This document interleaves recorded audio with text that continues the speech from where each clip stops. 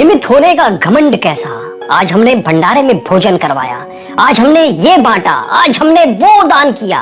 हम अक्सर ऐसा कहते हैं और मानते हैं। इसी से संबंधित एक बहुत ही ज्ञानवर्धक कथा आपको सुनाता हूँ। एक लकड़हारा रात दिन लकड़ियां काटता, मगर कठोर परिश्रम के बावजूद उसे आधा पेट भोजन ही मिल पाता था। एक दिन उसकी मुलाकात एक साधु से हुई।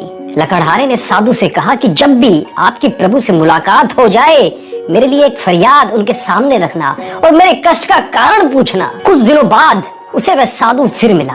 लकड़हारे ने उसे अपनी फरियाद की याद दिलाई तो साधु ने कहा कि प्रभु ने बताया है कि लकड़हारे की आयु 60 वर्ष है और उसके भाग्य में पूरे जीवन के लिए सिर्फ 5 बोरी अनाज है। इसलिए प्रभु उसे थोड़ा अनाज ही देते हैं ताकि वह 60 वर्ष तक जीवित रह सके। समय बीता, साधु उस लकड़हारे को फिर मिला तो लकड़हारे ने कहा, ऋषिवर, अब जब भी आपकी प्रभु से बात हो तो मेरी ये फरियाद उन तक पहुंचा देना कि वह मेरे जीवन का सारा अनाज एक साथ दे दे, ताकि कम से कम एक दिन तो मैं भरपेट भोजन कर सकूं। अगले दिन साधु ने कुछ ऐसा किया कि लकड़हारे के घर ढेर सारा अनाज पहुंच गया। लकड़हारे ने समझा कि प्रभु ने उसकी फरियाद कबूल करके उसे उसका सारा हिस्सा भेज दिया है। उसने बिना कल की चिंता किए सारे अनाज का भोजन बनाकर फकीरों और भूखों को खिला दिया और खुद भी भरपेट खाया। लेकिन अगली सुबह उठने पर उसने देखा कि उतना ही अनाज उसके घर फिर पहुंच गया है।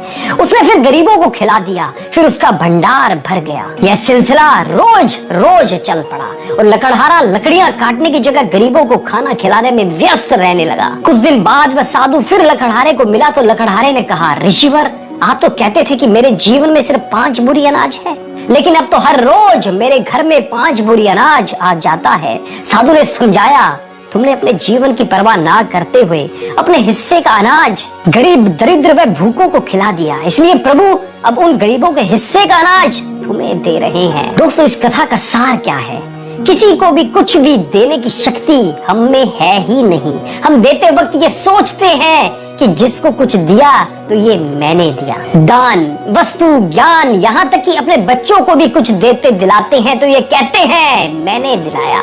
वास्तविकता यह है कि वो उनका अपना है। आपको सिर्फ परमात्मा ने निमित्त मात्र बनाया है ताकि उन तक उनकी जरूरतें पहुंचाने के लिए आप उपयोगी हो सके। तो निमित्त होने का घमंड कैसा? तो एक बात सदैव याद रखें, दान किए से जाए दुख दूर होए सब पाप। दान किए से जाए दुख दूर होए सब पाप, नाथ आकर द्वार पे दूर करे संताप। कथा अच्छी लगी हो तो शेयर करना ना भूले। धन्यवाद।